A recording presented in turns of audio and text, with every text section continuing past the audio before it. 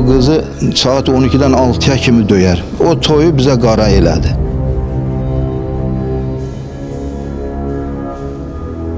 Bıçağı arvada, az qaldı arvada bura, bu suyun yanında. Onda mən vurdum.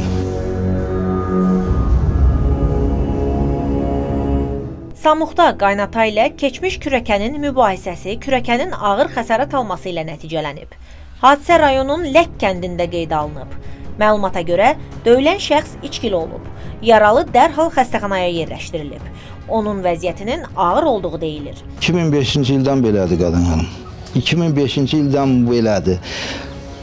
Mən 2015-də oğlumu evləndirəndə bu qızı bütün göm-göy eləmişdi. Mən onu gətirib sırfamda oturtası döyəm ki, məni toya çağırmadı, bu qızı saat 12-dən 6-ya kimi döyər. O toyu bizə qara elədi. Mən saat 3-ə kimi toy günü mən ekspertizələrdə gəzmişəm.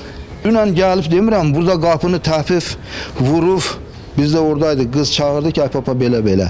Gəldim, mən dedim ki, yeri get də, get. Nə qədər indiyə kimi həmişə demişəm ki, get ay bala, get. Bir dəfə əl qaldırmamışıq. Buramıza çatdırdı.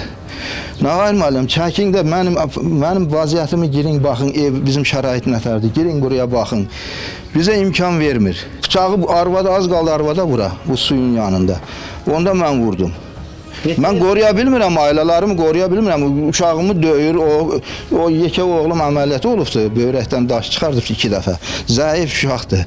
Onu döyür, mən 2 dəfə döyülmüşəm, 3 dəfə döyülmüşəm paşdı. Gecə 12 idi, uşaqlarla, qardaşımın uşaqlarla burada otaqda yatıram. Darvazanı təpiklədi. Səmədov Zülfüqar, keçmiş həyat yoldaşım.